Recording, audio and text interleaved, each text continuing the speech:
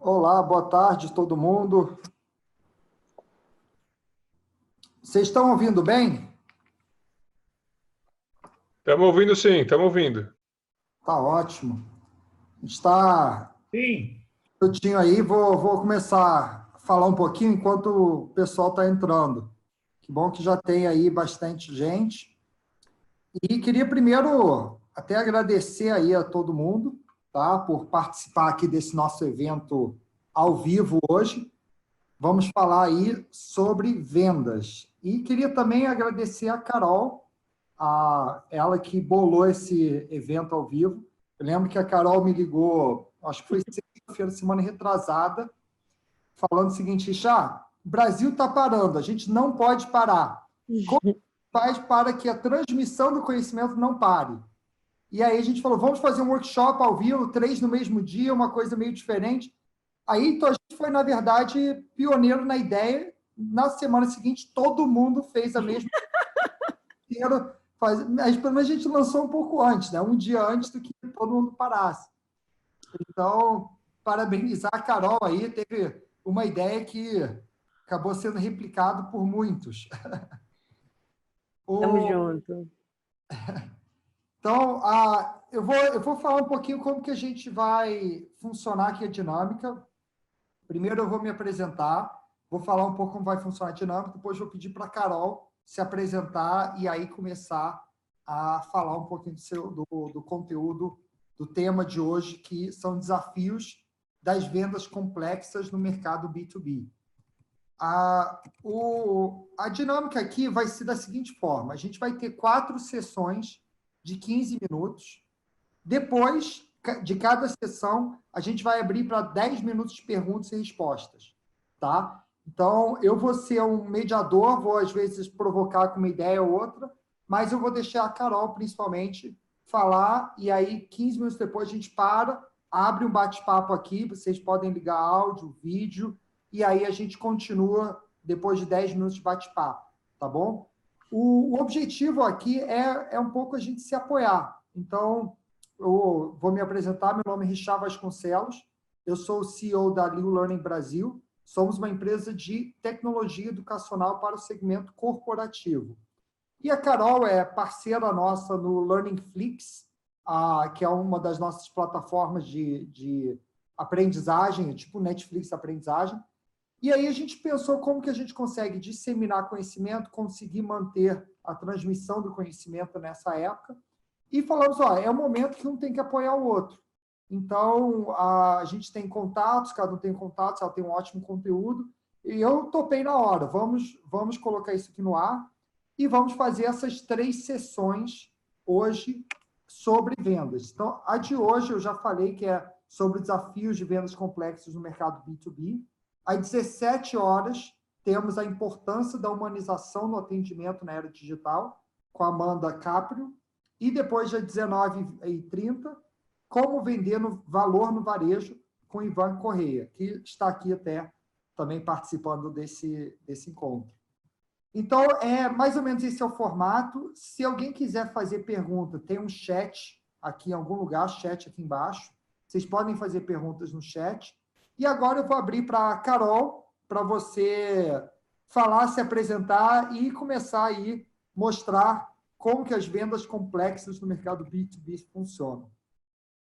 Muito bom, muito bom. Muito obrigada, Richard, por esse canal, né? Realmente, no dia que o furacão começou a se aproximar da gente, a primeira coisa que nós aqui da Posiciona pensamos foi: a gente não pode ficar parado. A transmissão do vírus tem que ser contida para que a gente possa diminuir essa curva, mas a transmissão do conhecimento, sem dúvida, não pode parar. A gente está vendo aí uma série de iniciativas, né? O Instagram está engarrafando, as pessoas não estão nem conseguindo fazer live. Engarrafar, para quem não conhece, eu sou baiana, né? É quando tem trânsito, tráfego, né? Talento. E a gente imaginou em utilizar essa plataforma que é o Zoom pela proximidade que ela nos dá, né? Então, se vocês quiserem deixar os vídeos de vocês ativados para que a gente possa ver as carinhas, as reações, tudo isso ajuda, principalmente a gente que está bem acostumado com o treinamento presencial, né? Então, a gente gosta do calor humano e a gente está começando a perceber que fazer treinamento à distância também é muito bacana. Estamos quebrando alguns paradigmas, né? Porque funciona. dá para a gente sim fazer alguma coisa que tenha calor humano, mesmo não estando fisicamente próximos, né? Então, isso é um aprendizado que, sem dúvida, a gente sai aí desse momento. Obrigada por vocês terem ligado a câmera, tá, gente? Obrigada, Emanuele, obrigada, Adri, a todo mundo que está aí. Mas a ideia aqui, gente, é a gente falar um pouco sobre o mercado das vendas complexas, né?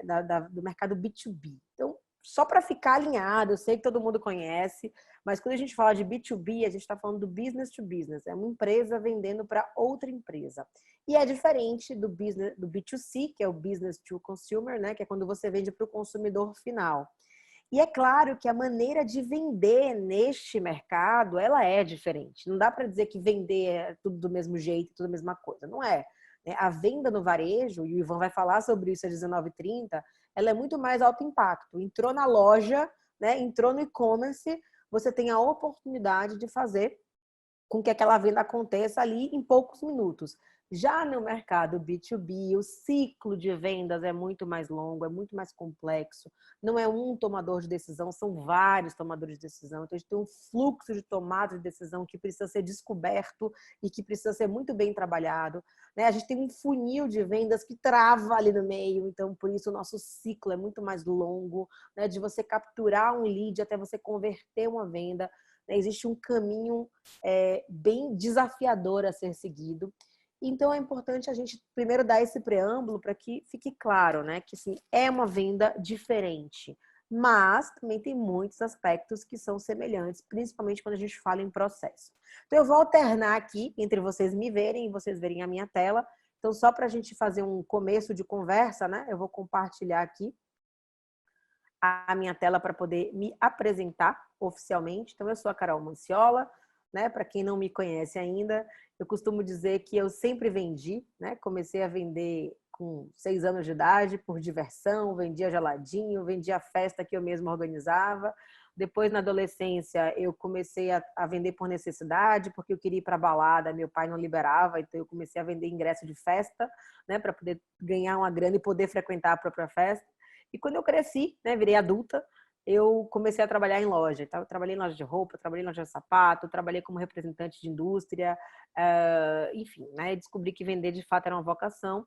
E hoje, né, na Posiciona, como uma pessoa que trabalha com educação e desenvolvimento para equipes de vendas e atendimento, eu tenho vendas como uma verdadeira paixão. Então, algumas pessoas, né, elas me perguntam assim, Carol, mas vender não é uma coisa pouco nobre? Eu falo, oi? Como assim vender uma coisa pouco nobre? Não é essa história de que a pessoa que não deu para nada vira vendedor.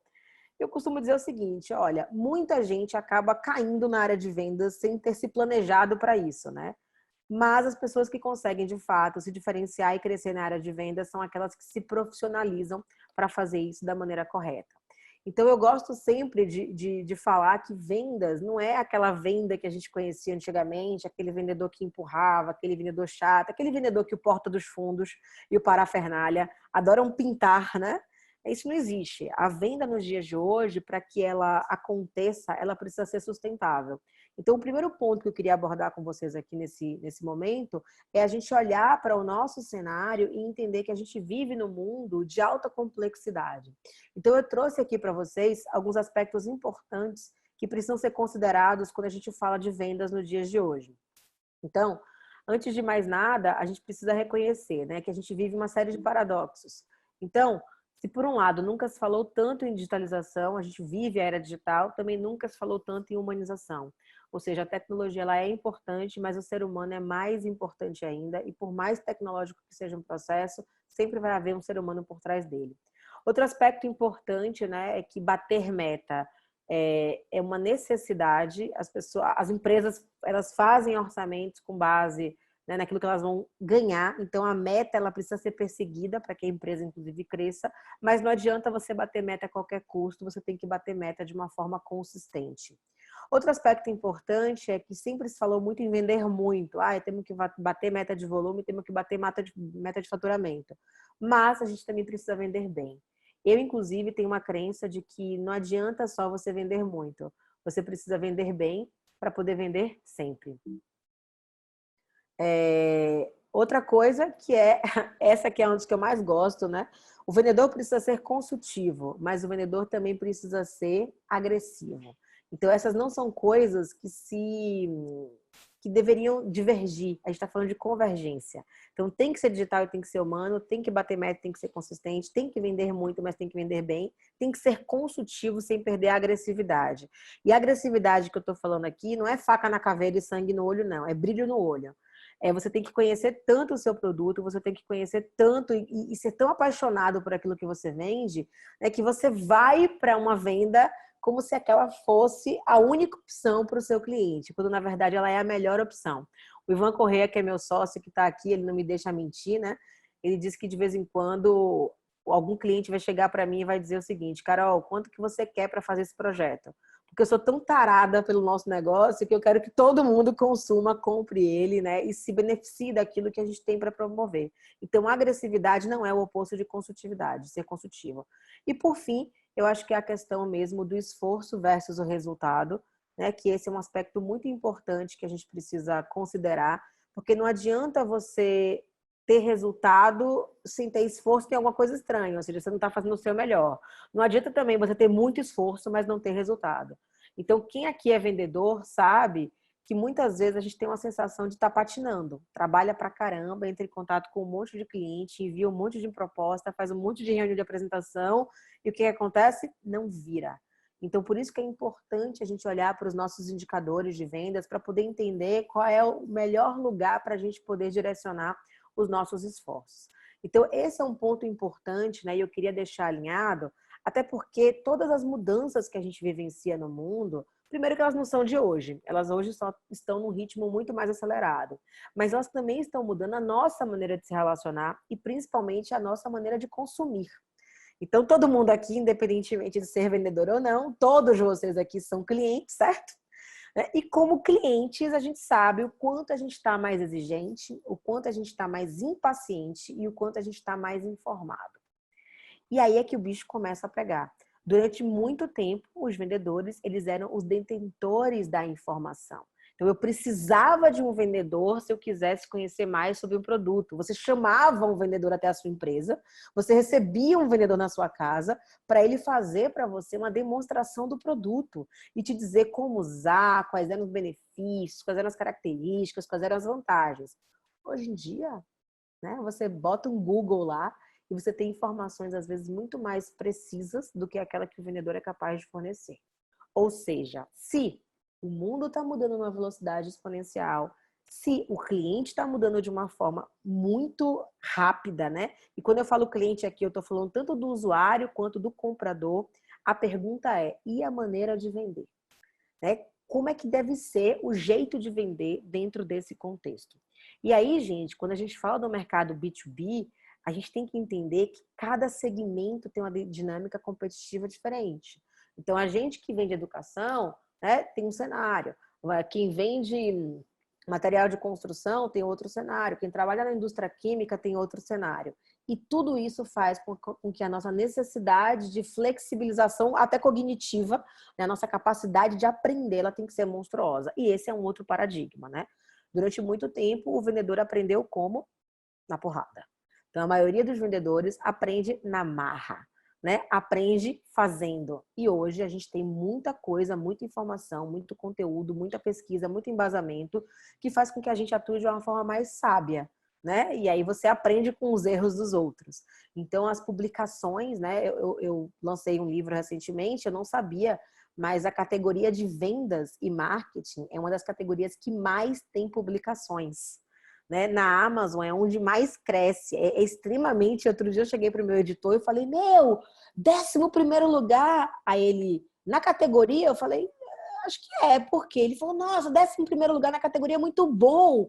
E eu achando que 11º lugar, né, tipo, na categoria de vendas, é como se fosse assim, dentro da Amazon, aí você tem negócios, tem vendas.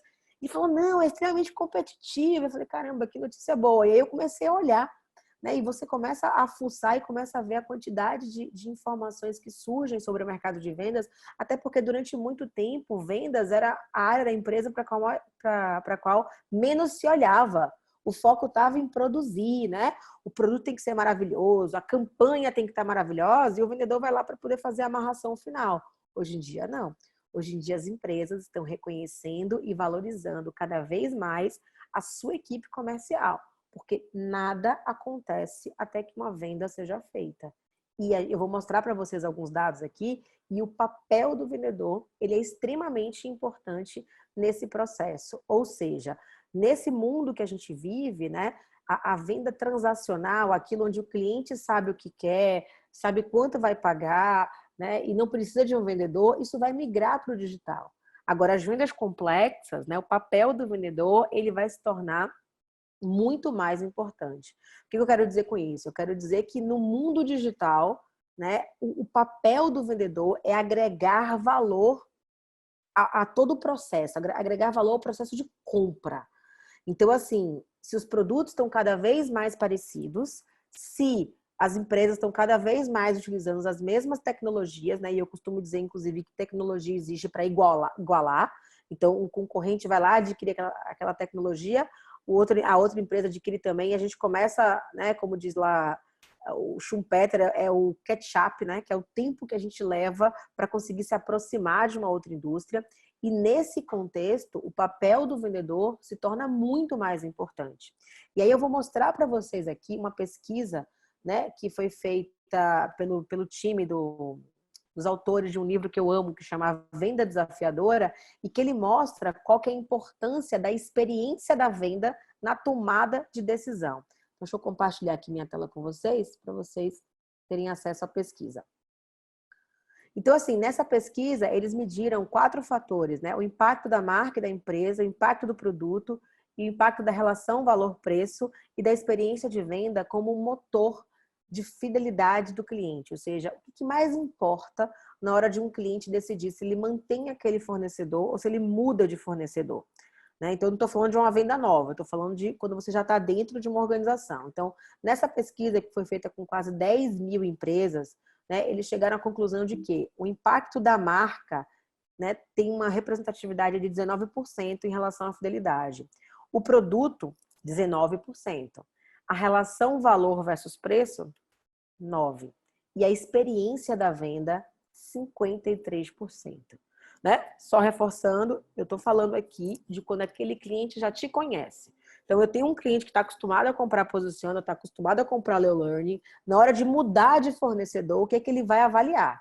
Ele vai avaliar, poxa, essa marca agrega a minha empresa? Esse produto me atende? A relação custo-benefício é boa? Ele vai avaliar tudo isso. Mas o que vai fazer a diferença é a experiência que ele tem nesse processo de compra e de venda.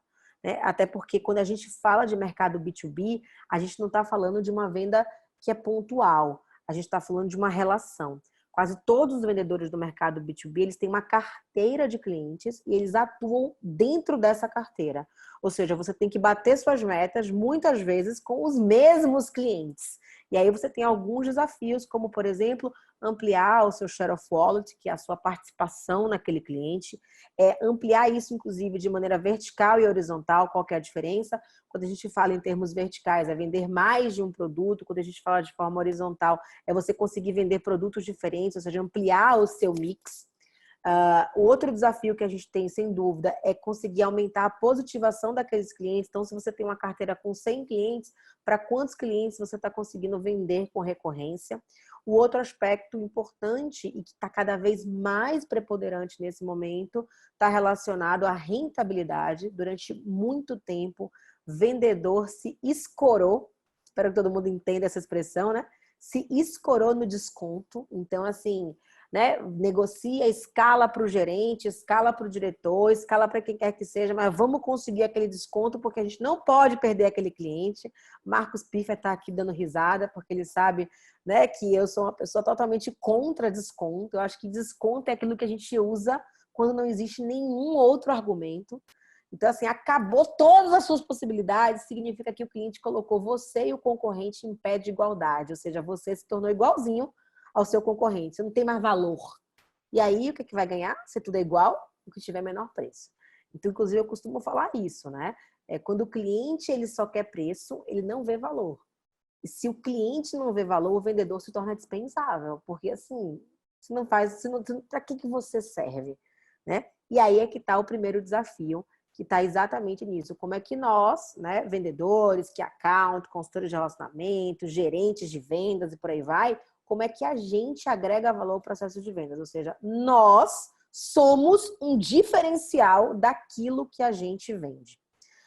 Então, assim, né, esse preâmbulo aqui era só para aquecer e mostrar que o nosso cenário é extremamente desafiador. E como a gente tem 15 minutos, né, queria abrir aqui para ver se tem alguma pergunta e por aí vai. É exatamente isso que eu ia falar. A gente já acabou de estourar os primeiros 15 minutos aí, e a ideia seria abrir um pouco para perguntas. Já temos uma pergunta aqui, mas antes disso, não sei se você vai abordar as terminologias de inside sales, field sales, SDR, nada disso?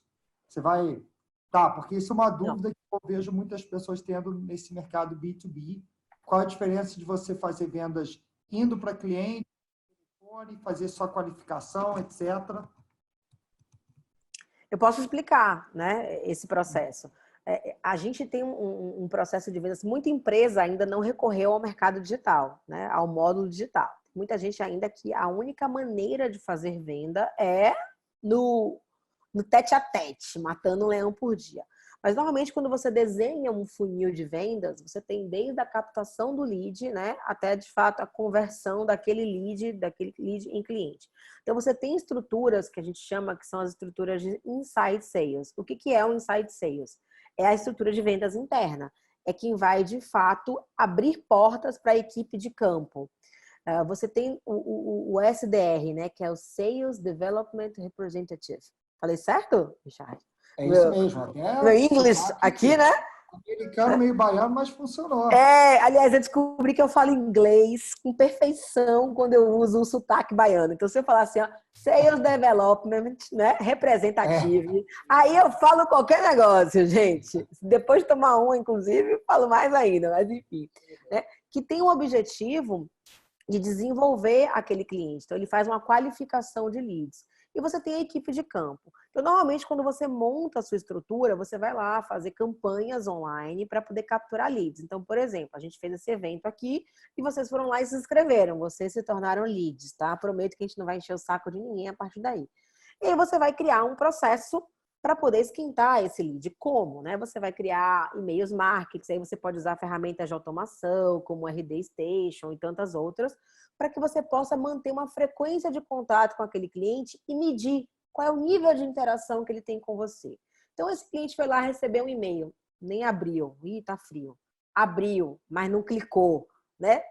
Tá mais ou menos. Abriu, clicou. Opa, esquentou. Abriu, clicou e interagiu na sua landing page. Esse cliente merece um pouco mais de atenção. Então, normalmente, você tem dentro da estrutura profissionais que vão fazer a qualificação daquele lead para poder testar se aquela pessoa tem ou não potencial de se tornar um cliente. E aí você pode migrar para as estruturas de Inside Sales ou para a estrutura de Field Sales. O Inside Sales é quem vai fazer a venda de dentro da empresa. Então, tem alguns produtos que não tem necessidade de você ir até o cliente, abrir o computador e mostrar um PowerPoint, ou você pode fazer isso à distância, né? E a gente está vendo que dá para fazer tudo à distância. Eu acho que depois que essa crise do corona acabar, a gente vai reformar as nossas casas, né? E dizer o seguinte, cara, não tem mais por que sair delas, porque dá para fazer tudo aqui de dentro.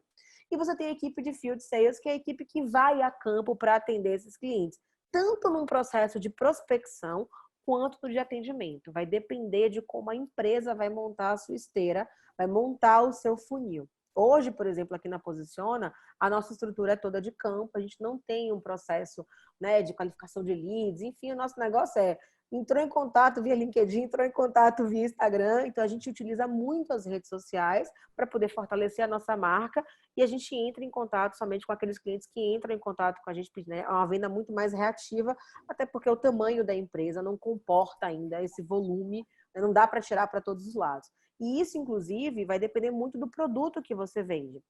No mercado B2B, a gente está muito lá atrás. Isso está muito mais voltado para o mercado B2C. Inclusive, todas as pesquisas, elas mostram, né, que o mercado B2B, em termos de digitalização, está muito lá atrás. Até por se tratar de uma venda maior, até por se tratar de uma venda mais complexa. Então, não é uma pessoa, você teria que atacar vários tomadores de decisão. É claro que você pode chamar a atenção né, daquele lead e a partir daí ter que fazer todo o seu processo interno dentro da organização. Mas, de uma maneira geral, o mercado B2B está anos-luz, né, atrás em relação ao mercado B2C, em relação à automatização de vendas. Respondi? Legal, acho importante falar isso, porque o mercado B2B também tem essa parte digital, apesar de estar mais atrasado, mas hoje em dia, até a pergunta do Christian, que eu vou ler aqui em seguida, tem a ver um pouco com isso. Você tem que estar conectado no digital para atrair o lead. Só para complementar isso, na minha visão, isso aqui não é uma regra nem playbook de vendas, mas na minha visão é o seguinte, se você tem um produto B2B que vai até R$3.000 por ano de um cliente, você tem que ter um processo de venda 100% automatizado. Por causa do custo. Por causa do custo. Se você vai de 3.000 a 30.000, você pode ter inside sales. É a equipe que vai vender por telefone, mas não tem uma visita presencial. E aí, no meu ponto de vista, aí, como eu falei, eu não sou especialista em vendas, mas eu tenho empresa B2B há muitos anos, mas a partir de 30.000 começa a compensar você ter uma equipe de field sales, alguém que vai visitar o cliente. Porque senão o seu custo de vendas é muito alto. Muito alto. O retorno que você gera. Tá? Então, só complementando isso. Vamos para a pergunta do Christian aqui, que até fala um pouquinho do convite que ele me mandou no LinkedIn. Vamos lá, ele começou, tem 6 meses no mercado B2B, enfrenta muitas dificuldades em mostrar o produto. Exemplo, manda um e-mail e não vê retorno, ou se ligo, não chega o decisor. Muitos analistas não repassam à frente para chegar no seu gerente. Como melhorar esse momento? Por exemplo, que ele me mandou um convite no LinkedIn, nada. Só para, como tem esse convite aí, só para você saber, o LinkedIn ele limita 30.000 conexões. Depois disso, eu não consigo mais aceitar convite. Se justifique. Eu tenho 123.000 seguidores. Já estou em 30.000 tem muito tempo. Então, infelizmente, o LinkedIn não permite eu responder. Eu tenho 5 ou 6 mil convites pendentes que eu não consigo aceitar. Então, a primeira coisa é isso. Eu vou depois deixar a Carol falar, mas queria também comentar. Eu recebo um monte de solicitações de tanto convite como mensagens pedindo para participar de alguma coisa, pessoas tentando vender alguma coisa para mim. Eu recebo e-mails todo dia. Eu entro na minha caixa de e-mail de manhã, apago uns 10 ou 15 e-mails de pessoas querendo vender serviço. Então, a principal coisa existe uma concorrência muito grande de conseguir pegar a atenção do decisor. Quem consegue pegar a minha atenção? Normalmente, é quem cria algum tipo de relacionamento comigo. Então, normalmente, alguém que começa entrando via comentários, fazendo perguntas, interagindo lá, onde eu começo a ver os mesmos rostos repetidos, e aí daqui a pouco eu estou interagindo de volta, aí a pessoa vai, então entra muito mais no relacionamento. Então, Christian, só para saber, não é pessoal, mas infelizmente hoje tem 123.000 pessoas tentando interagir lá comigo e eu não consigo dar conta disso. Então, eu não sei se você mandou mensagem ou só convite, mas infelizmente eu não consigo responder todo mundo. Richard, eu vou salvar sua vida agora, posso? Pode. Quem me conhece sabe que eu sou extremamente pragmática para muitas coisas, gente. E assim, eu vou tentar usar até dar um pouco de fofurice nesse momento, tá? Mas é assim, não adianta você ter relacionamento se você não tiver relevância. Eu vou usar o próprio Richard. O Richard me mandou essa última semana, sei lá, umas 30 mensagens que ficaram sem ser lidas no meu WhatsApp. Ele me ligou umas 2 vezes e eu não atendi, ou seja, eu tô me vingando por você, tá, Christian? Por quê? Porque o Richard, ele é importante para mim, mas naquele momento não era a pessoa mais importante para mim. E vai ficar de lado. Ou seja, a gente vive num mundo de abundância, né? Tem muita coisa acontecendo. E a gente, felizmente ou infelizmente, precisa priorizar, inclusive, as relações. O que eu quero dizer com isso, gente? O desafio de chamar atenção, o desafio da abordagem, ele é gigantesco. Por isso, Christian, eu vou até respondendo um pouco isso, a pergunta primeira é, para que você quer tanto se conectar com o Richard? Ele tem potencial para comprar o que você quer vender? Você acha que ele vai te ajudar a bombar no LinkedIn? Enfim.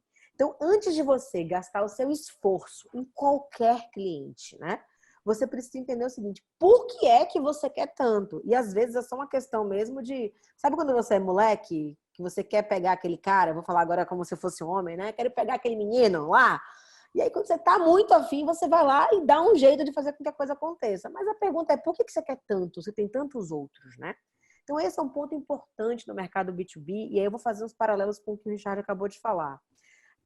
Se você tem uma estrutura de venda para produtos de alto valor, você precisa gastar mais para conquistar aquele cliente. Mas quando eu falo em gastar, eu não estou falando só de grana em termos de investimento, não, mas o seu tempo, gente, porque tempo não é dinheiro. Tempo é vida. Então, a partir do momento em que eu pego o meu tempo e passo 30 minutos conversando com alguém no WhatsApp, eu estou pegando a minha vida e dedicando aquela ali. Então, no mercado B2B, principalmente, você tem um cliente seu, ele recebe 300 milhões de pedidos de contato de fornecedor. Imagina os nossos clientes, Richard, da área de educação, né, o quanto eles não estão recebendo de e-mail marketing, de agora a gente faz online, compra online comigo, assista a minha live, assista meu webinar. A pergunta é, alguns vão fisgar e outros não. Você vai fazer uma estratégia que pode ser de massa, né, e usar algumas palavras-chave que vão chamar a atenção. Então, como se recuperar rapidamente da crise, como conseguir vender. Então, você vai ter que pesquisar, e existem ferramentas para isso, para poder achar palavras-chave que vão chamar a atenção. Agora, quando você vai no one-to-one, o ponto é exatamente fazer um processo inverso. É por que eu deveria dar atenção para você? Então, eu recebi agora no LinkedIn, e eu desisti de olhar o meu inbox do LinkedIn. Eu tenho 20 mil seguidores no LinkedIn e minha vida já é um inferno. Eu imagino você com 123 mil. E aí a pessoa me manda um inbox assim, né? Carol, prospecção é um desafio para sua empresa? Eu falei, puta, deixa eu clicar aqui, né? Cliquei. E aí ele começa a me falar que ele tem um curso para poder... um curso de técnicas de vendas com os maiores especialistas de vendas do Brasil, para ensinar como vender melhor. Eu falei, peraí, que curso merda é esse que eu não estou dentro dele? Se tem os maiores especialistas do Brasil, como é que eu não estou nesse curso? Então, assim, ele nem viu o que eu fazia. Ele veio com uma abordagem comum. É como você receber mensagem no WhatsApp e sair encaminhando. Olha, segue um convite especial para você e é uma mensagem encaminhada. Não cola. Então, assim, todo o nosso esforço, gente, tem que estar tem que ser diretamente proporcional ao potencial dos nossos clientes. E aí eu vou já estou misturando tudo aqui, mas aí no mercado B2B existe uma coisa que é muito diferente do B2C, que é o tempo dedicado ao planejamento. Então, quando eu falo que a minha venda é uma venda complexa, o meu tempo de preparação tem que ser gigantesco. Então, né, Abraham Lincoln, certo, Ivan? Se eu pretendo cortar uma árvore, passarei 80% do meu tempo afiando o meu machado. Então, você tem que olhar primeiro, o seu produto resolve o problema de quem? Para que ele serve? O meu produto... Eu vou dar exemplos meus que são mais fáceis, tá? Mas, por exemplo, eu lembro uma vez que a gente desenhou um processo de gestão de mudança, fizemos ele na Telefônica, foram super bem sucedidos e o produto estava pronto. Eu falei, que outras empresas estão passando por processos de mudança agora? Fui lá no Google, coloquei, né? Processos de mudança... notícias últimas 2 semanas. Aí tinha lá, a Eletropaulo passa por processo onde os funcionários sairão de lugares comuns para trabalhar em Alphaville. Eu falei, meu, os caras vão sair lá do centro para Alphaville, isso vai dar pau. Processo de mudança. Fui lá no LinkedIn, catei a pessoa da Eletropaulo, que era responsável por desenvolvimento organizacional, e mandei uma mensagem para ele, falando, cara, vi que vocês estão passando por um momento extremamente desafiador. Migrar os funcionários para trabalhar em Alphaville deve estar deixando você de cabelo em pé. Acabamos de fazer um processo para ajudar a Telefônica, que passou pelo mesmo, né, que saiu lá do centro e foi para Berrini, e talvez eu possa te ajudar. Quer bater um papo? Juro por Deus, gente, não deu 20 minutos o cara me ligou. Porque eu não comecei a minha abordagem falando do meu produto. Eu não comecei a minha abordagem falando de mim. Eu comecei a minha abordagem falando dele. Cara, você deve estar ferrado, sua vida deve estar assim, eu sei que você está passando por isso. Faz sentido? O cara falou, sabe, o que essa menina está sabendo tanto de mim? Né? E aí já despertou a curiosidade dele. Na hora que eu falo, olha, a Telefônica, que ele deve ter um link, né? Ele deve estar vendo, deve ter visto o movimento que a Telefônica fez isso. E fui eu que conduzi, que ajuda. Então, assim, toda estratégia de comunicação tem que estar voltada não para o seu produto ou serviço, mas tem que estar voltada para o seu cliente. E isso dá trabalho. Personalizar convite dá trabalho, personalizar abordagem dá trabalho, mas a gente vende o tempo inteiro. Então, se eu não criar uma estratégia que demonstre a minha relevância, eu não vou conseguir chamar a atenção do meu cliente. Tem uma pessoa aqui, eu não vou citar quem é, mas eu até passei esse feedback para eles outro dia. Todo dia a vendedora deles me mandava mensagem no WhatsApp. Ó, vai acabar. Essa semana vai virar tabela, vai virar tabela. Eu falei, meu, que coisa mais chata, velho. Eu sei que vai virar tabela, mas será que essa pessoa que já me mandou 40 mensagens de WhatsApp falando que vai virar tabela, se preocupou em me ligar e dizer assim, Carol, te mandei 40 mensagens, você não recebeu, você viu que vai virar tabela? Eu falei, cara, eu entendo que a tabela vai virar, mas eu não tenho dinheiro agora. Puxa, Carol, eu não tinha parado para pensar nisso. Eu falei, eu sou empresa de consultoria, nosso fluxo é maior no segundo semestre, como seu evento é só no segundo semestre, eu vou deixar para pagar lá. Puxa, Carol, que tal a gente fechar agora com um sinal baixo só para eu garantir e eu consigo estender as parcelas para você conseguir terminar de pagar lá na frente? Uau, é isso. Né? Não é compre batom, seu filho merece batom. Não é não esqueça a minha calói, gente. Eu estou falando de uma venda que precisa de qualificação. Eu estou falando de um contato, quando você fala assim, acima de 30 mil reais, dependendo do nível de rentabilidade que você queira, você precisa entender o seu cliente, né? E isso é um grande diferencial. No mercado B2C, no varejo, você entra numa loja, a pessoa está te oferecendo roupa. Cara, tem que investigar antes. E tem algumas técnicas, né, muito apropriadas, como o próprio spin selling, para quem não conhece, né?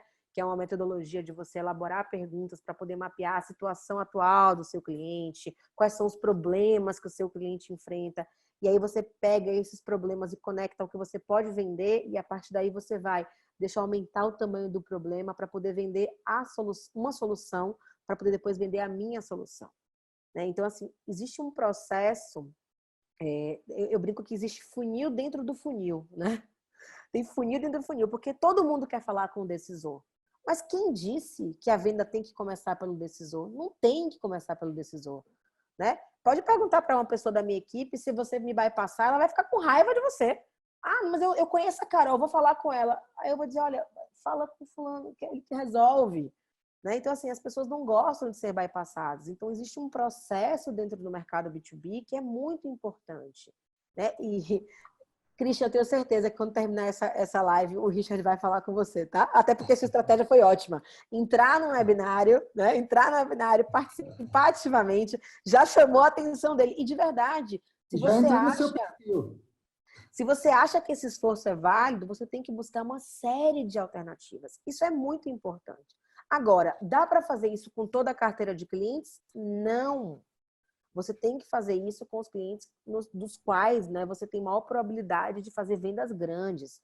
E aí eu vou dar um outro exemplo do meu time. No meu time, todo cliente é estratégico. Não, esse cliente é estratégico, esse cliente é estratégico. Porque eu falo, gente, quanto ele tem de orçamento para gastar com T&D por ano? Ah, não, é porque a empresa é pequena, então não é estratégico. Ah, Carol, mas como você é sem coração? Não sou sem coração, muito pelo contrário, meu coração é enorme. Tem muitas famílias que dependem de mim aqui dentro. E eu preciso fazer com que o meu negócio gire. Eu tenho que focar em clientes de alto potencial. Ah, mas você vai deixar de fazer coisas para clientes de baixo potencial? Não, mas eu não sou uma ONG, não sou uma instituição de caridade, já faço um monte de coisa de graça, né? E assim, eu não posso. E aí é uma questão de você entender que você está a serviço de um negócio que precisa ter lucro e só o lucro liberta. Então, no mercado B2B, o nível de complexidade é maior exatamente pelo fato de você ter um fluxo de tomada de decisão incerto, né? Hashtag quem nunca, né, fez uma venda linda, maravilhosa e perdeu a venda nos últimos 45 minutos do segundo tempo. Por quê? Porque tinha outra empresa conversando com outra pessoa que tinha o maior poder de influência do que aquela pessoa com quem você estava falando. Então, assim, gente, o que eu quero dizer é uma resposta e já meio aula, né? O nosso desafio aqui é, de fato, conquistar relevância. Eu tenho uma imagem aqui para compartilhar com vocês, até para terminar esse assunto, que eu gosto muito, né?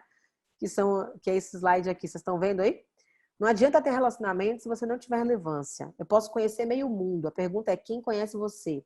Então, é importante você entender que você precisa se manter atualizado. Então, tem que saber o que está rolando no mercado, no segmento daquela empresa, o que é um diferencial para aquela pessoa, né? E lembrar o tempo inteiro que tempo é vida. Na hora que um cliente recebe você para uma apresentação de negócios, pelo amor de Deus, não vá abrir seu computador e ficar falando da Leo Learn, ficar falando da sua empresa, né? Porque não é isso que interessa. Ele está muito mais interessado em saber como é que você vai resolver os problemas dele e ele espera que você, mesmo numa reunião de vendas, ensine para ele alguma coisa de diferente, né? A reunião de vendas Duca, né? Aquela reunião muito boa é aquela em que você consegue trazer uma informação que o seu cliente faz assim. Fica sem palavras. Deixou o cliente sem palavra, deixou o cliente incomodado com a informação que você trouxe, marcou um gol. Porque você conseguiu se diferenciar aí. Né? E eu costumo dizer isso para o meu próprio time. Para a gente, o momento mais importante de uma venda é o briefing. É no briefing que a gente vai brilhar, porque no briefing eu estou sozinha com o cliente, no briefing eu tenho liberdade para falar com o cliente. Quando você vai para a proposta, ele já está com 4 outras na mesa. E aí o que ele está fazendo é uma equalização. Se eu dou um show no briefing, na captura do briefing, fazendo perguntas inteligentes, mostrando para ele como a gente pode ajudar de uma forma disfarçada, né? Porque você não tem que ficar fazendo apresentação, esse cara vai olhar para a minha proposta de uma forma diferente. Então é importante que vocês olhem para o seu processo de vendas e entendam qual que é o momento crítico de sucesso para vocês, né? O que vocês podem fazer? É no primeiro e-mail? É na primeira ligação? É na primeira visita? É na proposta? É no processo de negociação? Então, dentro da sua esteira, né? Qual que é o ponto mais importante e que você deve valorizar mais e que vai te ajudar no fechamento? Por quê? Porque, diferentemente de uma venda B2C, onde você tem técnicas e técnicas para fechar, utilizando armas da persuasão e todo o resto, porque é uma venda de alto impacto, na venda B2B, o fechamento é consequência. Não existe usar técnica de fechamento. Olha, eu tô te ligando que a tabela vai virar. Cara, isso não vai colar no mercado B2B. Não é assim que as coisas funcionam. O cara vai dizer, que pena que a tabela sua vai virar. A do seu concorrente, ele conseguiu estender para mim, que sou especial para ele, por mais 30 dias. Pronto, perdeu a venda. Né? Carol, uma coisa, a gente tinha 4 sessões de 15 minutos. Essa já entrou. Já virou outra sessão, Senão, deixa eu só comentar. Você falou um ponto que eu achei importante. Você falou que quanto que vai trazer de retorno. Então, vale a pena ir para ou não? O outro dia eu fiz um cálculo lá na empresa. Eu tenho uma equipe de 4, total vendas e marketing, 8 pessoas. E aí eu fui pegar todos os salários, tudo que a gente gastou em vendas, marketing, calculei pelo número de clientes que a gente adquiriu no ano passado. E vi que a gente gastou R$24 mil por cliente novo. Meu custo de aquisição de cliente, 24 mil. Só que eu tenho um ticket médio bem mais alto. Então, aí eu vou desafiar a minha equipe comercial, vai falar com a empresa XYZ. Primeira coisa que eu falo, qual o potencial que aquela empresa tem? Se não tiver um potencial pelo menos 3 vezes maior que esse custo, não compensa para a gente. Porque tem um monte de outras coisas que tem que pagar. Então, você tem que avaliar quanto custa você fazer as reuniões. Tudo bem que eu sou uma empresa, já tem 60 funcionários, tudo mais, mas mesmo o seu tempo, quanto custa versus o retorno que você vai ter. É isso que você tem que analisar. Perfeito. Esse é um link maravilhoso para o próximo bloco, né? Eu trouxe aqui uma fórmula. Vocês não gostam de fórmula de sucesso? Está aqui, a fórmula do sucesso para mim na venda. Essa daqui, ó. Vê se vocês conseguem enxergar. Resultado é igual a efetividade versus potencial. Então, dentro do mercado B2B, essa fórmula tem que estar na nossa cabeça o tempo inteiro. O que eu quero dizer? Quando eu falo em efetividade, eu estou falando do custo que você, de fato, tem para conquistar aquele cliente. Não vou botar CAC, porque fica feio, REP fica muito mais legal, porque remete a vendas, né? Então, é fórmula REP, né? Resultado é igual a efetividade versus potencial. Então, pensa o seguinte, você tem um pacote de recursos, né? Então, você tem amostra, você tem evento, você tem livro, você tem desconto, bonificação, você tem seu tempo, né? Você tem os custos de deslocamento, quando a gente fala de um time de field sales. Então, isso é seu pacote de recursos. O resultado que você vai ter, ele vai ser proporcional à maneira inteligente que você utiliza essa sua efetividade em relação ao potencial dos seus clientes. O que eu quero dizer com isso? Se você pega todo esse pacote e coloca num cliente de baixo potencial, você pode até fechar um negócio, mas o resultado vai ser ruim. Então, assim, olhar o custo de aquisição de cliente, ele é extremamente importante na hora de você tomar decisões.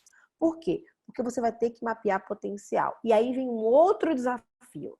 Como é que a gente mapeia potencial? Então, você tem que entender o seguinte, qual é o seu negócio? Então, vamos ver. Carol, eu trabalho sei lá, eu tenho uma indústria e a minha indústria vende para o varejo. Então, como é que eu sei se aquele varejista é um varejista de alto potencial ou de médio potencial? Ah, Carol, ele é altíssimo potencial, porque ele compra muito de mim. Isso não é potencial, isso é resultado. Se um cliente compra muito de você, isso é ótimo, mas não significa que ele tenha alto potencial. Pode ser, inclusive, que ele esteja na tampa.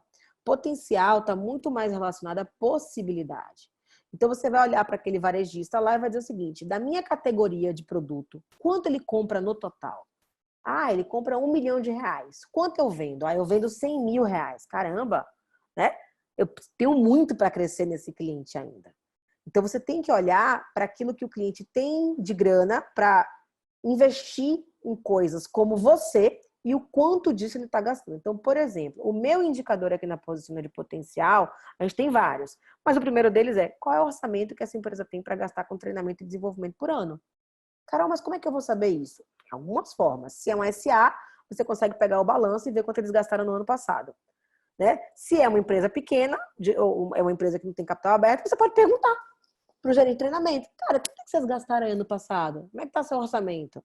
Não vai falar do orçamento da sua solução, não, porque cliente nenhum abre isso. Eles não gostam de dizer quanto eles vão gastar naquela compra. Mas eles adoram se gabar do tamanho da área, né? A gente é uma empresa grande, investe muito, entender. Aqui são 12 milhões em treinamento, né? Então, assim, desses 12 milhões em treinamento, quanto é custo logístico e quanto vocês gastam com consultoria? Ou seja, eu preciso entender qual é o meu indicador. Ah, mas o cliente não quer abrir de jeito nenhum. Tá, vamos olhar quantos funcionários ele tem. No meu caso, quantos funcionários ele tem na área de vendas?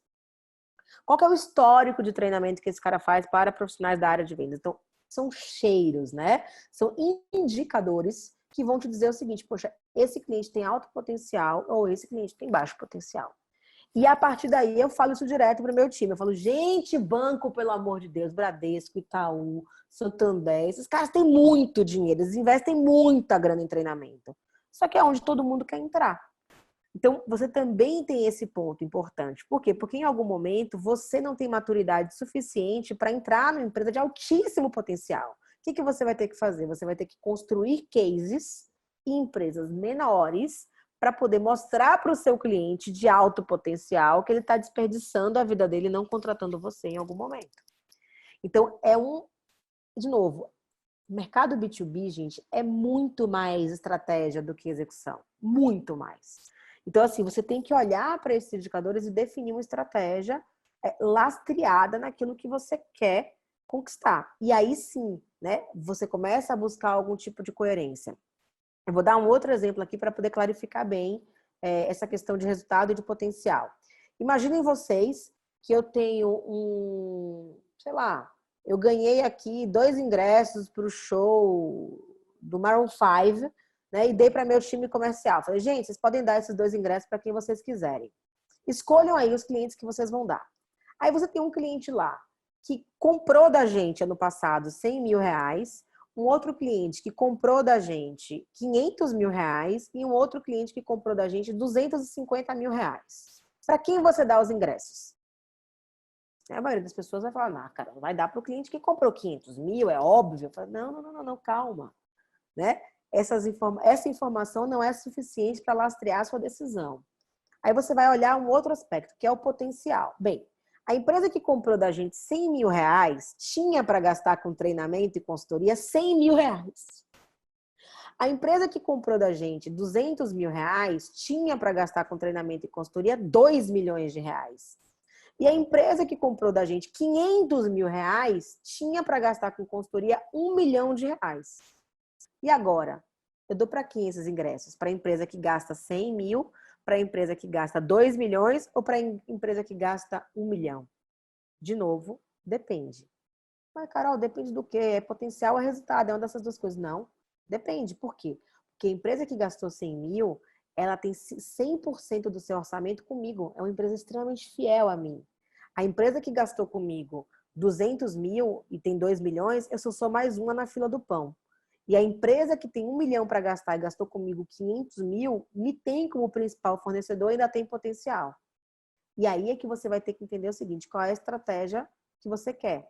Você quer usar aqueles 2 ingressos para quê? Porque, de repente, você quer aqueles 2 ingressos para construir um case. E aí você vai chegar para o seu cliente de 100 mil reais e vai dizer o seguinte, cara, escreve para mim um depoimento falando que todo o seu orçamento em T&D foi aplicado com a Posiciona. Eu não preciso dizer para o mercado de quanto é esse orçamento, mas eu vou chegar para as pessoas e vou dizer, olha só, fulano de tal, todo o seu orçamento de T&D ele dá na Posiciona. Olha que maravilha, vou dar esses 2 ingressos para esse cara. Mas não, se a sua estratégia é uma estratégia de captura, né, de novos negócios, vamos para de 2 milhões, porque aí você, de repente, né, poxa, fez amizade, aquela coisa toda, vai adiante. Ou não, você quer algum cliente que tenha um equilíbrio entre potencial e resultado e você vai para de 500 mil. O que eu quero dizer com isso, né? Primeiro, não é para dar bola para ninguém, acho que não é esse o ponto. Eu usei os 2 ingressos aqui, mas estou falando de qualquer recurso. Seja uma visita, seja um evento que você faz e você quer convidar, qualquer que seja o recurso que você tenha. Você tem que ter clareza da sua estratégia. Qual que é o seu objetivo? E a partir do seu objetivo é que você vai direcionar os seus esforços. Então, em algum momento, gente, a gente você é uma empresa que já tem uma certa maturidade, mas uma empresa com a maturidade ainda não tão uma maturidade mais baixa, tem que abrir cliente. Então, foda-se o custo de aquisição de cliente. Eu preciso de botar cliente no portfólio. Então, assim, eu vou fazer palestra de graça, eu vou fazer mais evento, eu vou topar um monte de coisa, eu vou baixar meu preço. É uma estratégia. O que é importante, que eu queria muito frisar para que isso ficasse muito claro para vocês, é que tudo, qualquer decisão que você tomar, eu falei sobre isso ontem e vou falar sobre isso hoje também, né? Qualquer decisão que você tomar, primeiro, ela tem que estar lastreada numa estratégia. Ela se conecta com a estratégia, já tem que ser uma decisão pensada. Por quê? Porque, primeiro, você vai ter que justificar a sua decisão, por que você está fazendo aquilo. E segundo, porque você vai ter que conviver com a consequência daquilo. Então, é muito importante, na hora de planejar as ações no mercado B2B, você olhar para o histórico desse cliente para entender como é que é o comportamento dele de compra em relação ao seu produto, à sua empresa. É você olhar para o potencial desse cliente para poder enxergar possibilidades, para, a partir daí, você entender como é que você vai desenhar o seu plano para aquele cliente. Então, no mercado B2B, você faz account planning, né? Você faz um plano de conta para aquela conta. Então, você se dedica muitas vezes a olhar para um único cliente.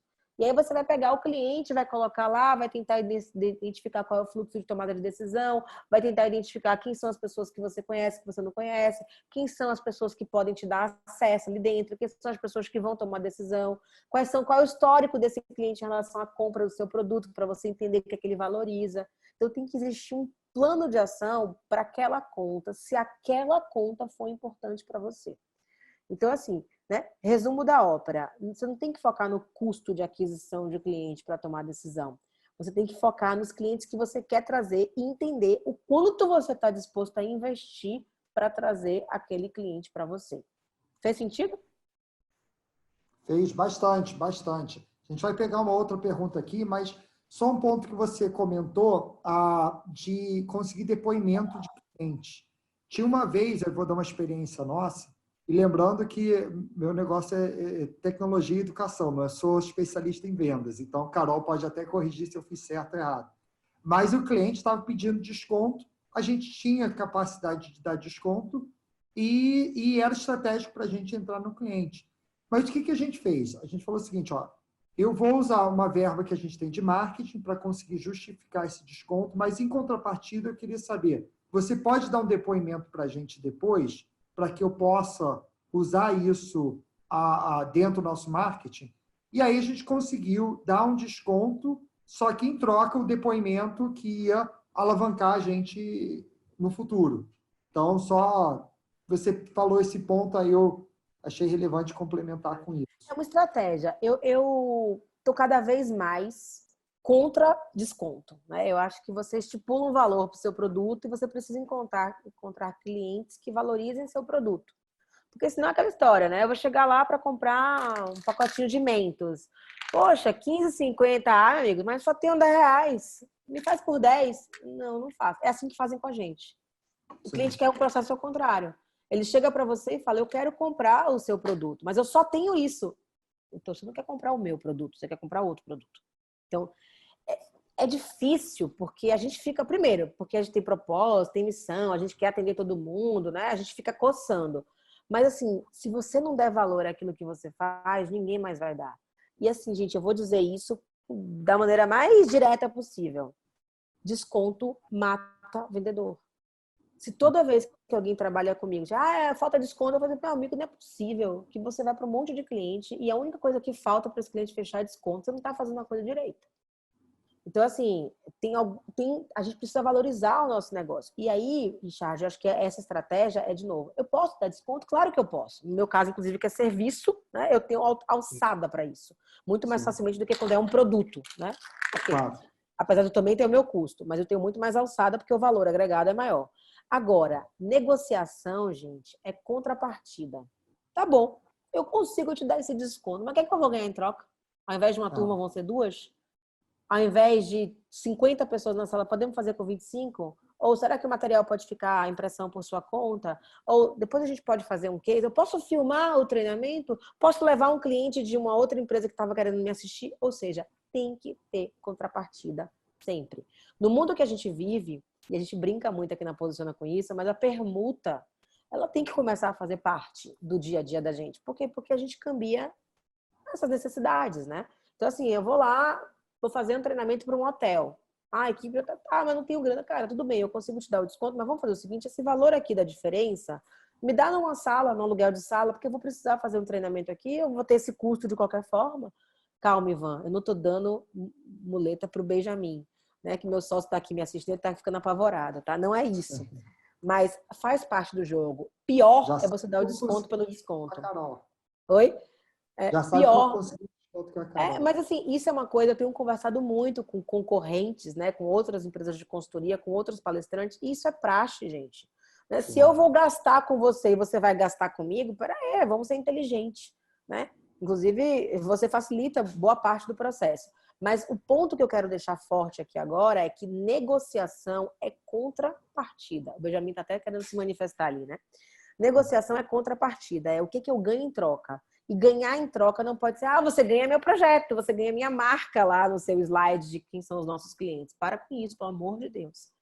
Então, assim, na venda B2B, é muito importante a gente ter a consciência de que existe um processo de frequência e sequência. Não, a gente, para entrar num cliente, a gente vai vender mais barato, depois a gente ajusta o preço. Não ajusta. Não ajusta nunca mais. Como é que você vai justificar para a área de compras que você comprou um negócio a R$500 e que agora o fornecedor ajustou para 1.000? Compras não vai liberar isso. Então, existe dentro das organizações uma coisinha chamada compliance. Então, por isso que toda atitude que você tome dentro do mercado B2B tem que ser extremamente deliberado. Você pensou naquilo, né, e você está trazendo aquilo como uma estratégia que você definiu e não como refém do cliente que vai sempre, né, vai sempre usar barganha. O cliente está fazendo o papel dele. Assim como a gente treina vendedor, a gente também treina comprador. Então, assim, os compradores sabem que quando eles apertam, né? Que quando eles... quantas vezes a gente ouve assim, não, mas você está concorrendo com mais 4 consultorias. Mentira! O cara está refém, só você faz aquilo. Mas ele vai barganhar, ele vai desdenhar. Faz parte do processo. O importante é a gente ter equilíbrio emocional, inclusive, suficiente para, né, viver nas alturas. E quanto maior é o volume do negócio, quanto maior... Então, a gente, quando fala do mercado B2B, eu estou falando de negociações de 5 milhões, 10 milhões, 15 milhões. A gente apoia clientes nesse sentido. E assim, quanto maior é o tamanho do negócio, é claro, né, que a estratégia de custos vai ter que se conectar ao que é possível para ambas empresas. Mas o cliente não vai comprar só com base em custo, a não ser que seu produto não tenha valor. Mas até a semente, né? Tem como você produzir de uma forma diferente, tem como você agregar uma série de serviços para que ela passe a ter um valor diferenciado. Eu vou mostrar aqui para vocês um negócio que eu acho que ajuda nessa discussão. Peraí que eu nem botei no slide. Vai começar. Enquanto isso, pode falar. Você vai começar a terceira parte, só para eu saber. Eu já nem sei mais em que parte eu estou. Eu também não sei que parte a gente está. Tá, depois disso aí a gente pega as perguntas aqui do Paulo e do Igor, tá? Legal. Vou mostrar aqui para vocês, bem rapidamente, depois eu posso compartilhar esse material, claro. Que é essa coisa, né, do planejamento. Então, um ponto importante é, você tem que definir, independentemente da empresa ter te dado uma meta, você tem que criar a sua meta. E quando eu falo sua meta, assim, a empresa normalmente dá uma meta do ano, ou às vezes dá uma meta do mês. divida essa meta em submetas. E para isso você pode utilizar o clássico SMART, né? Então, defina metas específicas, mensuráveis, alcançáveis, relevantes e com tempo final. Então, assim, poxa, se a minha meta é de vender 100 unidades até o final do mês, quantas unidades eu vou vender na primeira semana, na segunda semana, na terceira semana, na quarta semana? Se a minha meta é contactar com X clientes até o final do mês, quantos eu vou contactar nessa semana? Então, criar esses milestones, ele é fundamental. E quando você desenha a sua meta, né, você tem que fazer a segunda parte, que é definir qual é a sua estratégia. Então, é muito importante no mercado B2B a gente fazer o que a gente chama de segmentação. Acho que aqui fica mais clara essa questão de potencial e resultado. Então, você tem clientes de alto resultado e você tem clientes de alto potencial. Você pode colocar esses clientes numa matriz. Lembrando que esse eixo de resultado, esse eixo de potencial, você vai usar o indicador que mais se adequa à sua realidade. Então, por exemplo, aqui na Posiciona, resultado para mim é o quanto a pessoa comprou no último ano e potencial para mim é orçamento em T&D. Então, eu vou criar a minha faixa, né? Então, eu vou dizer o seguinte, para mim, um cliente de alto resultado é aquele cliente que fatura comigo mais de 500 mil por ano. Abaixo disso é resultado baixo. Então, 500 mil para cima é um bom resultado, 500 mil para baixo é um resultado ruim, ou médio, sei lá. Em termos de potencial, para mim, empresas de alto potencial são aquelas que gastam acima de 10 milhões de orçamento de T&D por ano e baixo potencial abaixo disso. Claro que eu estou fazendo de forma bem grosseira aqui, gente, só para poder didatizar. Na hora que eu monto os meus indicadores, na hora que eu coloco a régua, né, de resultado de potencial, o que eu tenho que fazer é plotar os meus clientes aqui dentro. Então, eu vou colocar, né? Bem, quais são os clientes hoje que têm menos de 500 mil de faturamento ano e que têm menos de 10 milhões de orçamento em T&D? Eles vão ficar no quadrante aqui de baixo. Vocês estão vendo a setinha? Estão vendo, gente, a seta? Eu não estou vendo vocês, tá? Acima de 10 milhões, mas com baixo resultado, está aqui. Abaixo de 10 milhões, mas com alto resultado, está aqui. E com alto resultado e alto potencial, está aqui. E aí eu vou definir uma estratégia, que normalmente está mais ou menos nesse sentido aqui, né? Você precisa cuidar muito bem daqueles clientes que têm para você um bom resultado, mas não tem muita possibilidade de crescer. Você tem que conquistar aqueles clientes onde você não tem um bom resultado, mas cujo potencial é alto. Você tem que blindar a todo custo esses clientes, onde ele tem um alto potencial e você tem um bom resultado, porque esse é o cliente que todo mundo quer tirar seu pedaço daí. E os clientes com baixo potencial e baixo resultado, você não vai descartar, mas você vai observar. Então, o seu nível de esforço em cada um desses quadrantes é diferente. Eu não posso gastar a mesma coisa para todos os clientes. Não faz sentido. Se o resultado não é linear e se o potencial não é linear, não faz sentido nenhum que o investimento que eu tenho em cada cliente que ele seja linear. Então, eu preciso elaborar uma estratégia para poder atuar de forma mais inteligente. Como a gente costuma dizer, né? É usar mais a cabeça para usar menos as pernas. Ou seja, eu preciso colocar um esforço muito maior nos clientes que têm mais potencial do que naqueles clientes que têm baixo potencial, se a minha estratégia for uma estratégia de crescimento. Se a minha estratégia, Carol, saiu um sócio da empresa, a gente não consegue ter nenhum produto novo esse ano, cara, vai para a estratégia de blindagem. Foca naqueles clientes onde você não pode perder nenhum real neles ali. Então, tudo tem que estar conectado à sua estratégia. Ah, Carol, mas a empresa tem a estratégia dela. Galera, é o seguinte, a empresa tem estratégia macro, mas você é o dono da sua carteira. Você é o dono do seu território. E ali quem manda é você. Você tem autonomia para decidir como é que você vai organizar a sua rota, como é que você vai visitar os seus clientes, quais são as abordagens que você vai utilizar. Ah, não, Carol, na minha empresa não. Eu tenho clientes para visitar semanalmente e são sempre esses clientes. Eu recebo até isso mastigado. Tudo bem, mas você tem autonomia para poder melhorar o seu discurso junto a esses clientes. Não, Carol, no meu negócio não. No meu negócio eu recebo uma grade de promoção, né? E eu tenho que falar daqueles produtos. Tudo bem, mas como você vai para falar sobre esses produtos se você tem alguma autonomia? Então, assim, se você não tiver autonomia para nada, vai se preparando, vai mandando currículo. Isso significa que a empresa está se organizando para automatizar de vez esse processo, tá? Quando alguém chega para mim, mas eu não posso fazer nada, tudo engessado. Eu falei, então, vai pro LinkedIn, melhora lá né, o seu currículo, pede umas dicas aí pro Richard, porque assim, tu vai rodar. Né? Por quê? Porque na era digital, o papel do vendedor ele se torna ainda mais importante. Você é um instrumento de geração de valor. Né? Se nada mais tiver valor na sua empresa, a maneira como você vende vai precisar ser um diferencial. Então, é extremamente importante que você tenha essa clareza e se comporte como alguém capaz de gerar valor para o seu negócio, de gerar valor para o processo de vendas. Carol, vamos voltar aqui para algumas perguntas, tá? Senão eu começo a falar, você fala, a gente não esclarece as perguntas aqui. O Igor falou que ele é gerente de vendas da área calçadista, no caso de indústria. O processo de sapato é mais visual. Há uma necessidade de ver fisicamente o produto, por conter diferenciais tais como soldado mais macio, um couro mais macio, uma palmilha mais confortável, etc. No B2B, como levar essa informação de maneira mais fácil, no nosso caso, ao lojista?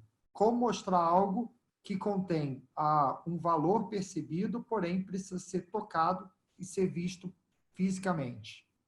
Bem, você tem que ser visto fisicamente, ou você vai lá para a pessoa ver, você manda uma amostra.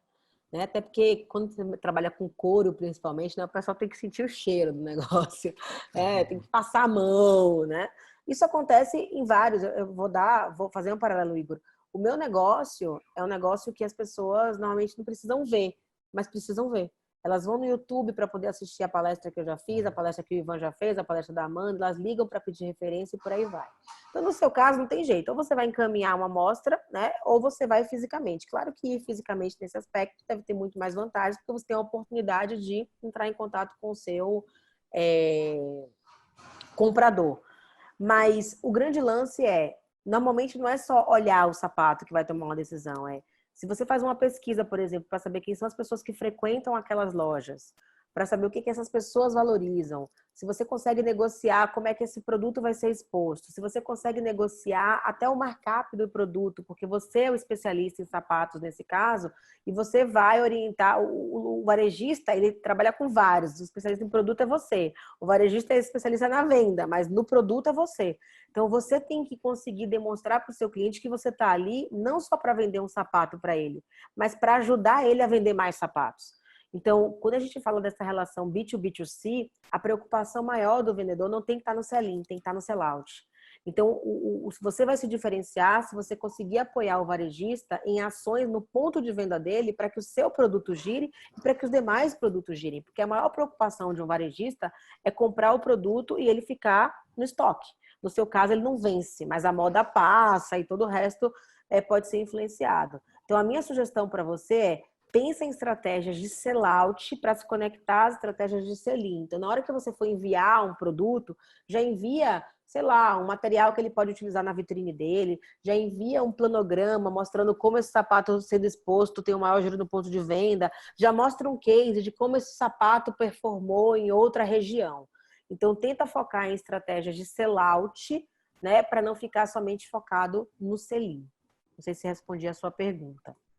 Legal, muito bom. Teve uma pessoa que me pediu aqui, né, em off, tá? Eu vou aproveitar aqui, que como é que a gente lida com desconto quando se trabalha com commodity, asfalto e combustível? Ó, combustível, por exemplo, gasolina é gasolina, né? Não é. A Shell V-Power, né? Então, assim, existe todo um produto, existe toda uma preocupação da empresa hoje, das empresas, o posto Ipiranga, né? Tem lá no Ipiranga. Tá todo mundo tentando se diferenciar através das suas campanhas de marketing. A Shell falando da humanologia. E aí é aquela história, na boa, eu vou sempre no mesmo posto e de vez em quando eu procuro ser atendida pelo mesmo frentista.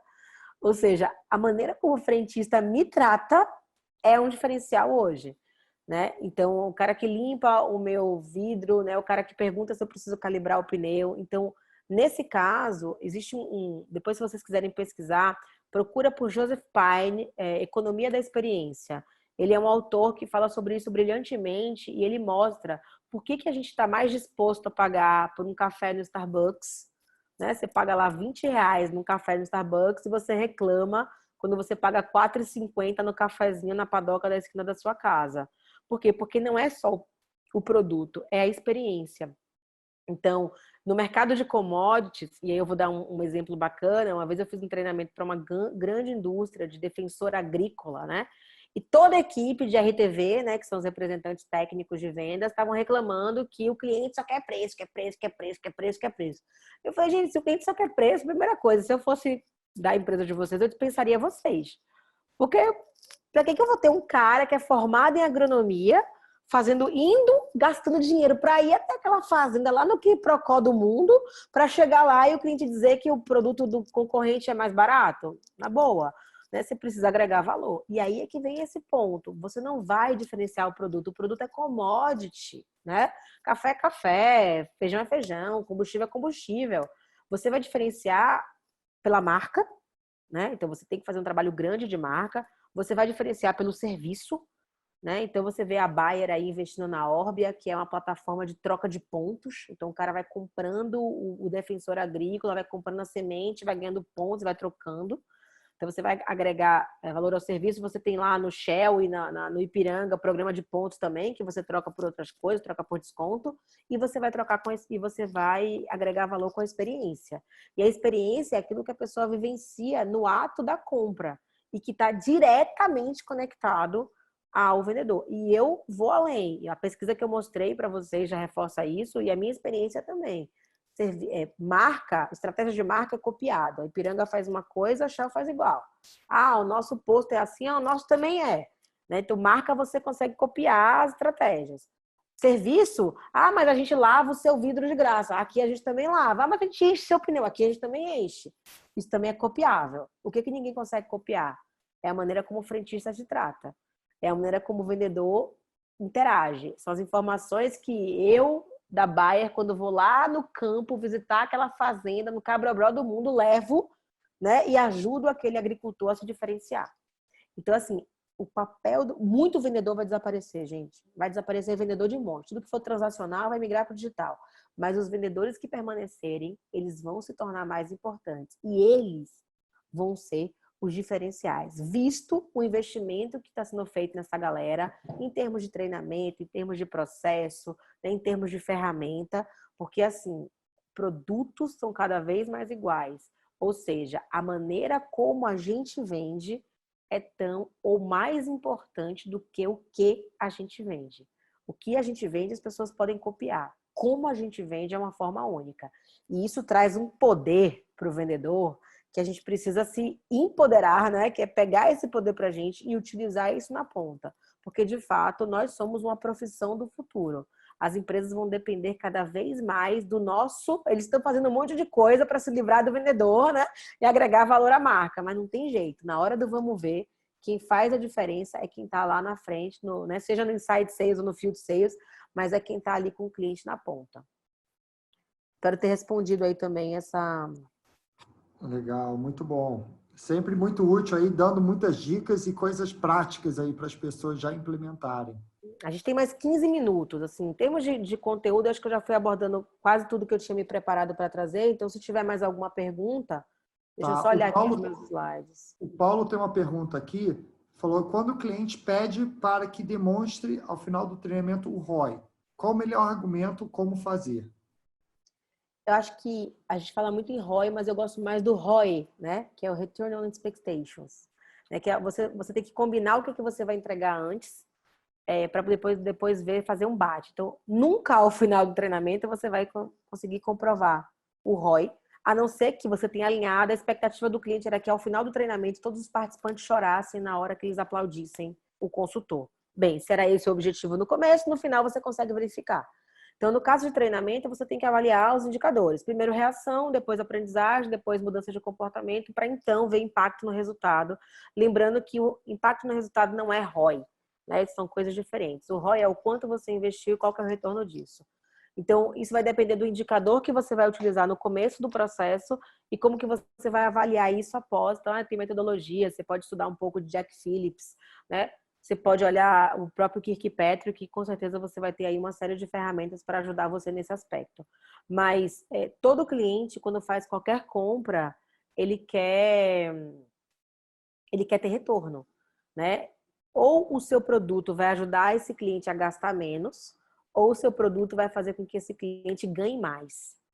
Então, você precisa ajustar o seu pitch. Então, sei lá, eu trabalho em empresa de telefonia e eu vou vender para você um sistema Webex, não sei das quantas. Ah, que show, beleza. A pergunta é, se eu não sei para que aquilo ali vai ser utilizado, eu não consigo personalizar o meu discurso, né? A gente usa muito aqui na Posiciona a venda desafiadora como pano de fundo dos nossos treinamentos. E o vendedor desafiador é aquele que foca em 3 aspectos, né? O primeiro, ele... Piffer, me ajuda aí. Didática comercial. Ele ensina o cliente alguma coisa nova. Isso é extremamente importante. Segundo, ele personaliza a abordagem. E terceiro, ele assume o controle da venda.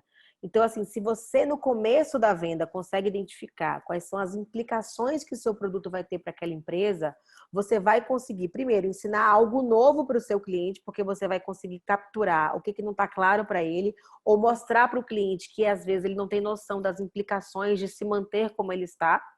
E aí você só vai conseguir personalizar a sua abordagem quando você fizer alguns combinados. E para fazer esses combinados, você vai ter que mergulhar no mundo do seu cliente. Então, quando a gente está falando em ROI, qual é o indicador que a gente vai utilizar? Então, assim, as pessoas vão melhorar o comportamento, as pessoas vão conseguir vender mais depois do treinamento, a empresa vai ter uma economia de XPTO em termos de turnover, enfim, eu preciso combinar antes, porque eu só vou conseguir mensurar, né, aquilo cuja estratégia de implementação estava obstinada em resolver. Então, se o foco era diminuir custo, você vai definir um indicador lá de custo, você vai implementar e depois você vai verificar o impacto. Se o indicador era de aumento de performance, você vai identificar qual era o processo da performance naquele momento, você vai implementar para depois você fazer a verificação. Mas não tem como fazer verificação nenhuma se antes não for combinado qual é o indicador e se a estratégia, qualquer que seja ela, né, não tiver sido construída de acordo com aquilo. Então, você tem que combinar o jogo antes. E não faz, vende, depois vendo o que dá. Então, a construção de um case, ela se dá dessa forma, né? Você vai definir aonde você quer chegar, você vai desenhar uma solução, você vai implementar uma solução e no final você vai comparar, bem, sem mim e comigo, né? Então, valor agregado é o valor que você consegue, de fato, é o tamanho do bolo sem você e o tamanho do bolo com você. É o quanto o seu produto ou o seu serviço consegue agregar aquela organização. Deixa eu dar 2 exemplos nesse sentido. Uma pergunta nossa obrigatória no começo de qualquer projeto é: qual o critério de sucesso? Para você ter sucesso, não necessariamente o ROI, porque não necessariamente você tem que ter o retorno do investimento. E eu já tive respostas como precisar aumentar vendas, melhorar a liderança, reduzir turnover, como também já tive uma resposta que eu preciso lançar isso até o dia 20 de dezembro para conseguir meu bônus. Então, aí eu vejo o seguinte, adianta eu olhar, no meu caso é tecnologia, adianta eu fazer o maior projeto. Não, ele precisa pelo menos uma coisa simples, porque se ele lançar isso no dia 20 de dezembro, ele bate meta dele, ganha o bônus, e é por isso que ele te contratou. Então, eu sabendo disso, se eu não perguntasse, eu estaria muito mais preocupado com outra coisa. Eu sabendo disso, eu falei, ok, eu vou moldar o projeto para que você atinja o sucesso que você está contratando. Exatamente. E aí era a história, é o seu nível de disposição para aquilo, né? Então, tem clientes E você só sabe perguntando. Isso é fundamental. Não tem como você... A gente falou tanto de empatia, empatia é se colocar no lugar do outro. Mas empatia é você perguntar para o outro como é que ele quer ser tratado, o que é que ele está sentindo. Né? Temos que diminuir a inferência. E as pessoas acham que tem que economizar tempo já levando uma solução pronta para o cliente. Não. Ampliar o diálogo é fundamental. E eu acho que esse momento que a gente está vivendo é um momento muito importante, porque apesar do isolamento social, eu acho que a gente nunca esteve tão próximo das pessoas. Né? A gente tem se conversado mais, né? Nesses últimos 2 dias, 3 dias com hoje, fiz 5 webinars, né? Eu impactei mais de 2.000 pessoas, mais de 3.000 pessoas dentro de casa. Então, assim, se você não pergunta, você não vai saber o que é importante para o outro. Agora, tem um ponto importante. Na hora que você pergunta e entende, você também tem que ter uma coisa que eu chamo que é honestidade mesmo. Olha, isso eu não consigo fazer por você. Porque às vezes o cliente fala assim, eu quero entregar até o final da semana, eu quero que seja o melhor curso e eu quero pagar o menos possível. Cara, eu sou baiana, mas não faço milagre. Então tem um aspecto que é importante, e na venda B2B isso mais ainda, porque a gente está falando de um relacionamento de longo prazo, que é você pensar no sucesso do seu cliente. Às vezes a gente foca na satisfação. O cliente fica satisfeito, mas ele não consegue obter sucesso por meio daquela solução. Então, em alguns momentos, eu, Carol, né, aqui na Posiciona, a gente prefere recuar e dizer para o cliente, olha, isso a gente não faz, ou isso a gente não consegue. Por quê? Porque a venda passa, mas a sua reputação fica. E isso para a gente é algo indiscutível. Outro dia um cliente chegou para mim, espero que ela não esteja aqui nessa live, porque já deu pau uma vez, mas falou, eu quero um script de vendas, eu quero um script de vendas, eu quero que a pessoa saiba da hora que ela chega, da hora que ela vai embora, o que ela tem que fazer. Eu falei, desculpa, eu não acredito nisso. O script para mim é coisa para robô. E a gente perdeu o cliente. Paciência. Né? Eu não faço isso, eu não acredito nisso. Não é porque o cliente quer e ele acredita que aquilo é a melhor maneira de funcionar que a gente tem que seguir em frente. Então é muito importante você ter clareza também das suas possibilidades, porque eu vejo muito vendedor fazendo promessas que não conseguem ser cumpridas. Então esse é um ponto importante, principalmente no mercado B2B, que você é a empresa e que você mantém um relacionamento com o cliente. Na loja, o cara vai lá na loja da Hering, um dia atendido por Francine, no outro dia atendido por Angélica, né? E às vezes ele não consegue fazer essa conexão, mas mesmo assim a pessoa que está ali na frente, né, ela é a Hering naquele momento. Mas a possibilidade de você ser atendida pela mesma pessoa é pequena. No mercado B2B, não. Normalmente você é o dono daquele cliente. Então, se você fizer uma caquinha hoje, você vai pagar muito caro por essa caquinha lá na frente. Então, muitas vezes é melhor perder uma venda, né, mas manter um cliente e manter a sua reputação. Então, isso é extremamente importante. Eu sei que a pressão por meta é grande, mas a gente tem que lembrar daquele slide que eu mostrei, no primeiro slide que eu mostrei. A gente tem que bater meta, mas a gente tem que ser consistente. Não adianta bater meta e a meta ser serrote. Bate um mês, não bate outro, entuxa cliente no mês, não vende no outro, vende a qualquer custo, ou seja, um custo de aquisição de cliente alto, a rentabilidade baixa, porque isso não é saudável. Venda tem que ser sustentável. Ela tem que ser capaz de gerar novas vendas e ela também tem que ser capaz de não fragilizar nem quem está vendendo e nem quem está comprando. Se você tem um cliente que te quebra, né? Um cliente que não respeita, um cliente... Aquela história, né? O cara quer pagar o mínimo, quer pagar com 120 dias, tem horas que fala, meu, na boa, não dá para jogar esse jogo, não tem um fôlego. Então a gente tem que pensar em como tornar todo esse processo sustentável para que a empresa cresça e para que a empresa possa cumprir com a sua missão, para que o produto consiga cumprir com a sua missão, que é garantir o sucesso daquele cliente em relação àquela demanda específica. Essa parte de forma de pagamento, eu tive um cliente que tinha um projeto muito grande, mas queria fazer 120 dias após a entrega. E eu falei o seguinte, não vou fazer. Ah, mas tem que fazer, é muito estratégico, porque vendedor nessa hora tudo é estratégico. E aí a gente decidiu não fazer. O que aconteceu? A empresa, 2 semanas depois, voltou, falou, tá bom, então como que vocês querem receber? Porque a gente precisa que seja vocês. Enquanto outros provavelmente estavam dando desconto, estavam flexibilizando, só que como a gente conseguiu construir essa reputação, trabalhar com o que a gente acredita e ter qualidade, a gente conseguiu, acabou ficando com o cliente no formato que queria fazer. Você negocia, né? Acho que tudo é negociável, contanto que seja bom para todas as partes. A gente fala muito em relação ganha-ganha, né? Ah, porque tem que ser ganha-ganha. Eu acho que tem que ser 5 ganhas. Vai o Ivan falar dos meus Gs da vida, né? Agora são os Gs, os Cs da vida, os Ds da vida e os Gs da vida. Mas eu acho que em qualquer relação comercial, você tem que pensar o seguinte, é bom para quem está comprando, o comprador está se beneficiando, a pessoa, ele profissionalmente também, né? Aquilo vai ser bom para ele, vai ser bom para a empresa dele, vai ser bom para o cliente, vai ser bom para o mundo. Então, eu estou falando aqui de 5 ganhas, né? Então, a venda, ela tem que considerar todo esse processo. Porque se qualquer elo dessa cadeia não for beneficiado, isso vai tornar a cadeia fraca.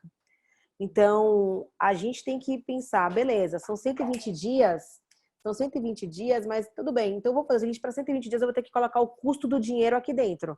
Então, eu vou colocar uns juros e a gente consegue fechar não em 50 mil, mas em 62. Ou é em 120 dias e eu posso antecipar. Então, assim, então, cara, se você pagar com 30 dias, eu consigo te dar um desconto. Então, de novo, é uma questão de você negociar. E negociação tem que ser contrapartida.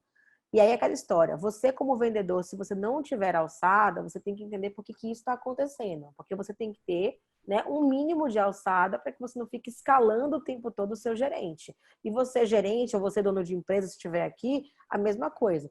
pensa na alçada que você dá para sua equipe, porque também se você tem uma equipe e tudo que a equipe faz, ela precisa constar você, talvez você não precise da equipe também. Então, acho que são alguns pontos importantes que a gente precisa trazer, porque o mercado da venda B2B, ela é uma venda complexa. Então, a gente tem que, de fato, entender que são muitos stakeholders, né, que o fluxo de decisão ele não é linear, que o processo de tomada de decisão ele costuma ser longo, e quanto maior for o valor do negócio, né, mais longo tende a ser esse ciclo, a não ser nos casos raros, né, onde já existe uma necessidade, a empresa já conhece você e onde você manda um preço que casa exatamente com o orçamento. Aí fica mais fácil. Mas, de uma maneira geral, não é assim que funciona. Carol, temos mais 3 minutos aqui. Você quer dar uma palavra final aí para a gente encerrar? Eu tinha um monte de coisa aqui, mas eu vou deixar aqui um slide, tá? Que é algo que eu acredito muito, vou compartilhar com vocês, que eu tenho alardeado, porque aqui na Posiciona, a gente como empresa de educação e desenvolvimento especialista em vendas, a gente tem levantado muito a bandeira de que vender faz bem, né? De que vender é bom, de que vendedor não é um cara, né, somebody love, que está ali para tirar seu dinheiro. Então, assim, vender não é só argumentação, vender não é só persuasão, vender não é enrolação e muito menos vender não é enganação. Vender é conexão. E a verdadeira conexão, independentemente de ser B2B ou B2C, ela se faz no P2P, né? Então, a gente tem que lembrar o tempo inteiro. Agora eu liguei a câmera aqui, tá, dona? Dona, seu som tá alto, Ivan. Então, assim, independentemente de quem a gente tá...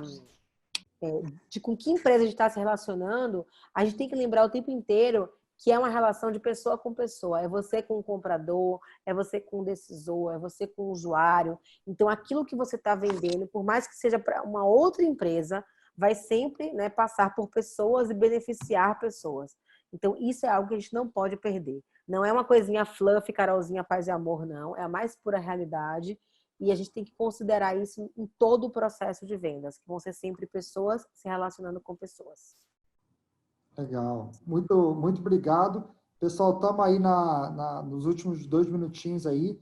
Queria também aproveitar e agradecer a todos que fizeram perguntas, que participaram. A gente conseguiu manter praticamente todo mundo durante 1h30, então isso aí é bem bacana.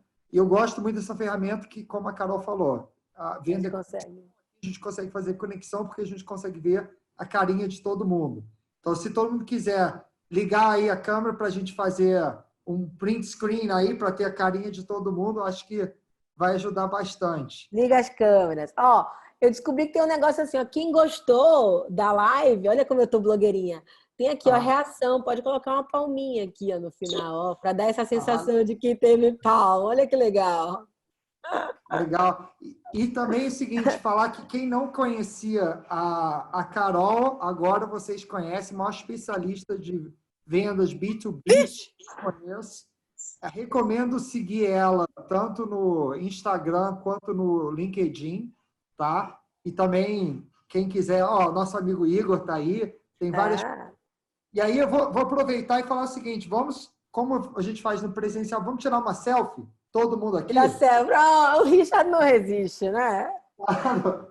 Ele é muito blogueirinho. Pronto, consegui. Isso vai dar um post no LinkedIn com muitos likes, hein? Vamos lá. 1, 2, 3 e... Vou no Instagram. Só não consigo marcar todo mundo, mas vai estar lá, tá bom? Tá bom, gente. Valeu, galera. A gente se mantém conectado. Redes sociais, @posicionaoficial, @Carol Manciola. Né? Se conectem aos nossos canais para que a gente possa manter aí esse processo. Eu costumo dizer que isso aqui é só o começo, né? A ideia é que a gente possa fortalecer cada vez mais aí a nossa comunidade. Então, obrigada. Tá gravado, né? Depois a gente vai disponibilizar isso no YouTube, mas acho que o mais legal é a participação de vocês, essa interação, isso torna todo o processo muito mais rico. Beleza? E também queria só falar para o Christian que eu acabei de mandar um convite no LinkedIn, tá? Aê, Christian, parabéns! Valeu, gente! Valeu, tchau, tchau. Tchau, tchau.